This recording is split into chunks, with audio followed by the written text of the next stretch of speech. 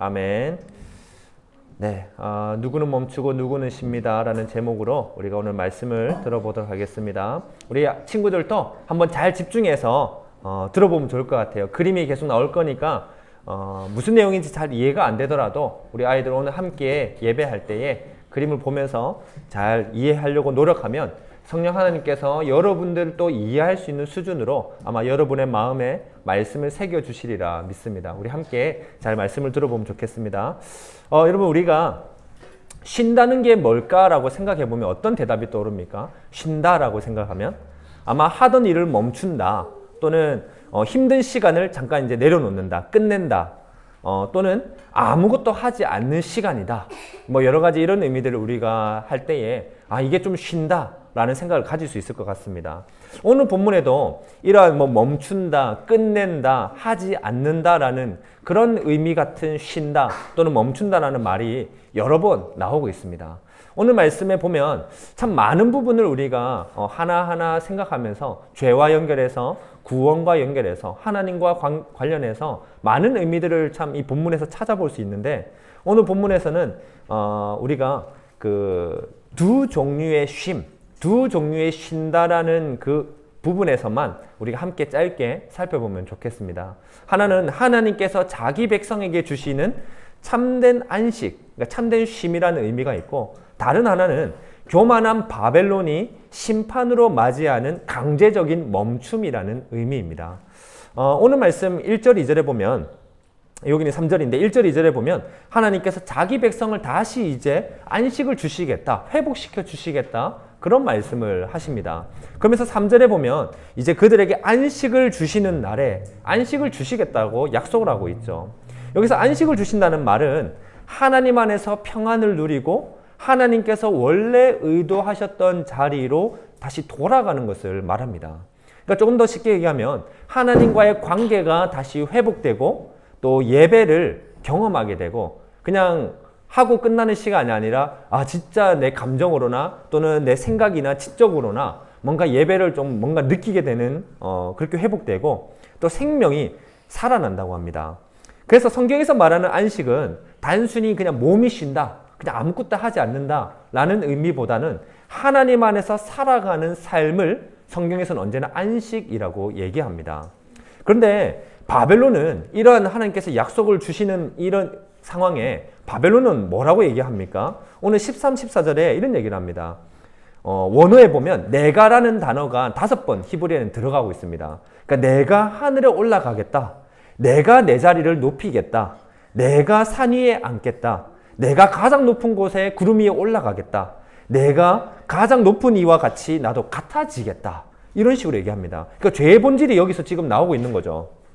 죄는 단순히 나쁜 행동만을 말하는 것이 아닙니다. 거짓말이나 욕심이나 그냥 이것만 행동만이 죄가 아니라 하나님과 관계없는 것, 하나님을 신경 안 쓰는 것. 그러니까 하나님 관계없이 살아도 뭐 괜찮은데, 그동안 기도도 안 하고 말씀도 안 읽고 살아도 내 삶에 크게 뭐 문제가 없는데 라고 여기는 것. 이것을 성경은 교만이라고 늘 얘기하고 있는 것이죠.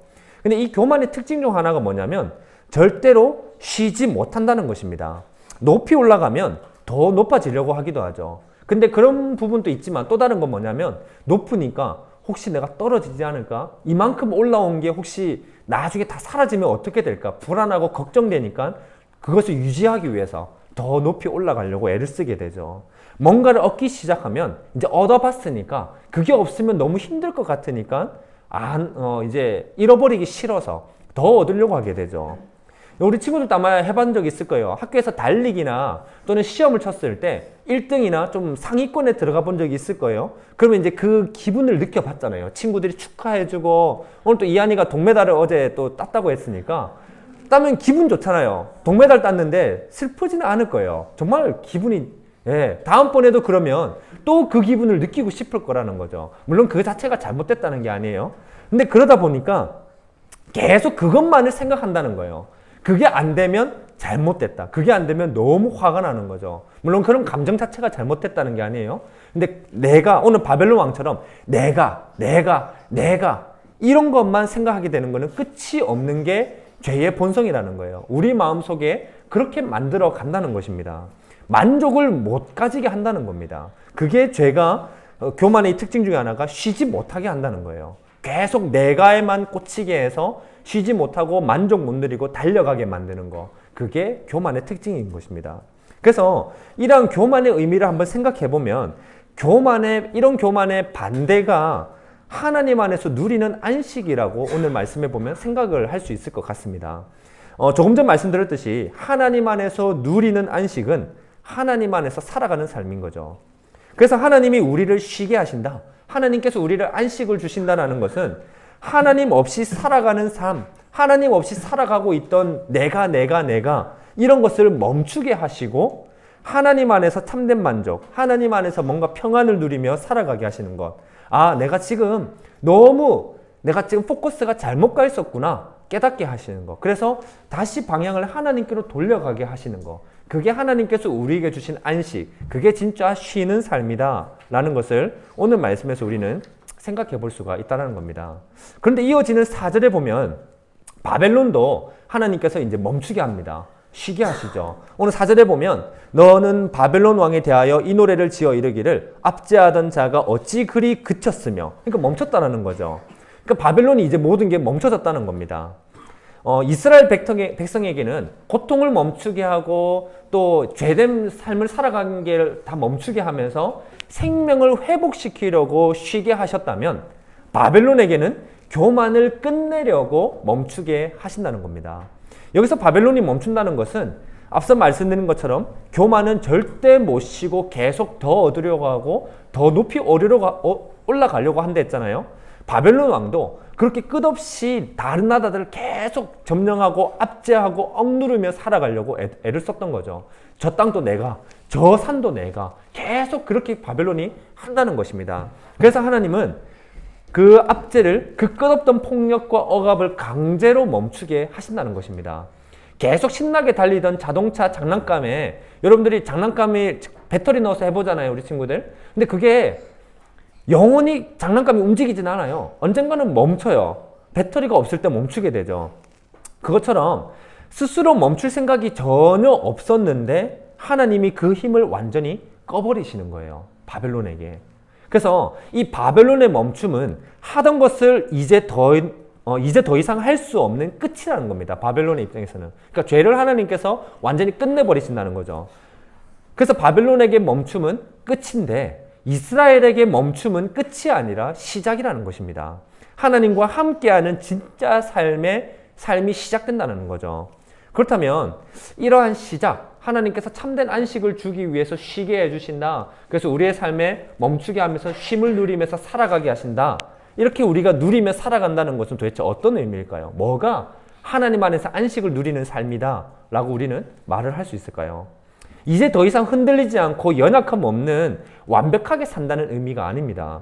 바울은 자신의 연약함을 없애달라고 세 번이나 기도했습니다. 육체의 가시라고 했는데 질병일 수도 있고 또는 다른 사람으로부터의 핍박일 수도 있고 수많은 논쟁일 수도 있고 참 여러 가지로 힘든 시간들이 많았던 것 같습니다. 근데 그것을 육체의 가시를 없애달라고 세 번이나 기도했는데 하나님은 고린도후서 12장 9절에서 뭐라고 하냐면 내 은혜가 너에게 족하다. 그러니까 충분하다는 겁니다. 넘쳐 흐르고 있다는 거예요.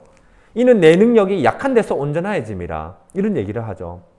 그랬더니 바울이 뭐라고 하냐면 이 대답을 듣고 나서 바로 이어서 이렇게 얘기합니다. 그러므로 도리어 크게 기뻐함으로 나의 여러 약한 것들에 대하여 자랑하리니 이는 그리스도의 능력이 내게 머물게 하려 함이라. 이렇게 바울이 고백하게 됩니다. 그러니까 자신의 연약함 속에서도 하나님의 은혜가 자신을 붙들고 있다는 사실을 확신한 거죠. 그러니까 약해져야만 하나님의 은혜가 나온다는 게 아니라 내가 스스로 하나님을 믿고 살아갈 수 있는 믿음도 없고 또 그 믿음으로 죄와 싸울 수 있는 힘도 없고 늘 넘어진다는 것을 인정할 때에 나는 스스로 아무것도 안 되는 존재였구나 라는 게 깨달아질 때에 이미 나에게 부어지고 있는 은혜가 깨달아진다는 것입니다. 교만은 뭐였습니까? 늘 나를 자랑하고 내가 하는 게 교만이었다면 믿음이라는 것은 나를 내려놓고 하나님의 은혜를 고백하게 되는 것. 그게 믿음이라는 것이죠.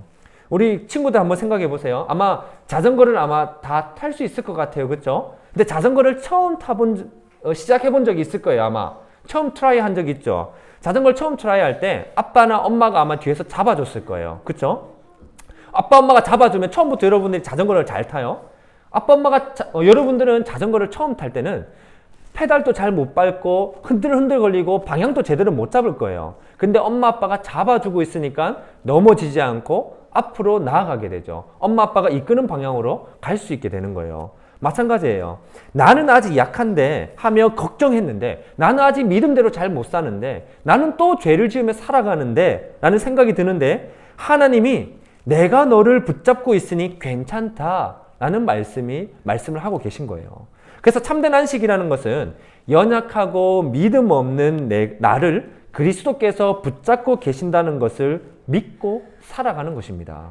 그러니 나를 붙들고 살아가던 내가 그게 이제 멈춰지기 시작한다는 거예요. 물론 한 번에 멈추고 끝이 아니라 또다시 내가 나타날 때가 있겠죠. 근데 하나님이 나를 붙잡고 계시니까 다시 내가 너무 여기에만 지금 올인돼 있었구나. 포커스를 여기에만 향하고 있었구나.